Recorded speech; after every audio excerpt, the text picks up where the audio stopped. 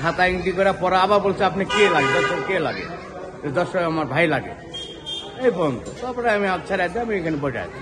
পরে কাজের মহিলাটা আশা করছে যে ভাই এই ঘটনা কি, তখন আমি ডিজা ভিজা না বাজে গেটে তালাতে বাইরে দাঁড়াচ্ছি। ম্যাডামকে দেখছি রক্তাক্ত অবস্থায় দরজার ধরতে যেই পড়ে যাচ্ছিল, পরে ওই অবস্থায় আমরা ধরে নিলাম। এখানে ছেলেটা এমনি যাওয়া লেগেছে, মানে ভাই আপনি কই যাবেন, 5 তলায় যাবো, আপনার অচেনা লাগছে ভাই খাতাটা এন্ট্রি করেন। খাতা এন্ট্রি করে পরে আবার বলছে আপনি কে লাগে, দর্শক কে লাগে, দর্শক আমার ভাই লাগে, এই পর্যন্ত। তারপরে আমি আচ্ছা রাখতে আমি এখানে বসে আছি। কয়টার দিকে?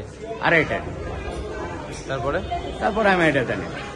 পরে কাজের মহিলাটা আশা করছে যে ভাই এই ঘটনা কি, তখন আমি ডিজা ভিজা না বাজে গেটে তালাতে বাইরে দাঁড়াচ্ছি। দাঁড়ায় লোকজন ডাকা হাঁকা করছে, লোকজন তো মানে বাড়ায়, এই পর্যন্ত। ঘটনাটা কয়টার দিকে করছে? আড়াইটার দিকে। যে মারা গেছে ওর বয়স কত হবে? 30-35 মনে হয়। আনুমানিক 3:30টার দিকে আনুমানিক। তো ওই স্যারের বাসাতে যে মহিলা কাজ করে উনি আবার আমার বাসায় কাজ করে। তো ওই মহিলা অনুমান করছি যে ওই সময় স্যারের বাসাটি ছিল এবং ওই সময়ই ওই ঘটনাটা ঘটেছে, আমার যতটুকু অনুমান করছি। তো ওই মহিলাই খবর এসে তাড়াতাড়ি করে আপনাকে খবর দিল যে ওই বিল্ডিং এরকম কথা বলতে পারছে না, মানে মারামারি অনেক কিছুগুলো বলাবাড়ি করছে।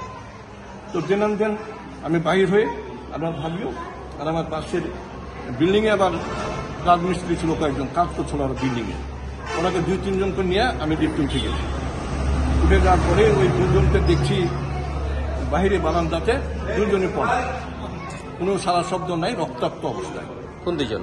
মানে ওই যে স্যারের ছেলে আর ওই যে আর একটা যেটা ছেলে ছিল, এই 2 জন। আর ম্যাডামকে দেখছি রক্তাক্ত অবস্থায় দরজার ধরতে যেই পড়ে যাচ্ছিল, পরে ওই অবস্থায় আমরা ধরে নিলাম। ধরে নিয়ে লিফটে উঠিয়ে এটিএ পর্যন্ত নিয়ে এসে অটো ডেকে আমি মেডিকেল পর্যন্ত নিয়ে গিয়ে ভর্তি করে এখন পর্যন্ত ওইখানে ছিলাম। এখন সম্ভবত ম্যাডামের অপারেশন চলছে। ম্যাডামের কি শরীরে অনেক জায়গায়? হ্যাঁ, হাতে 2টা সম্ভবত কোপ আছে, এটা হ্যাঁ বাম হাতে, আরো এখানেও আছে, আরো কোন কোন জায়গাতে আছে এত আমি আইডেন্টিফাই করতে পারিনি। বাস বেশ অনেক জায়গায় রক্ত। ওই লোকটার? সরি, ওই লোকটার আরো হাত কাটা আছে, বাট আরো আদার্স কোথাও কাটা আছে কিনা দেখতে পারিনি। হাত দিয়ে একটু ভালো জখম দেখেছি। আচ্ছা, কি বলছে ম্যাডাম, যে কি নিয়ে ঘটনা?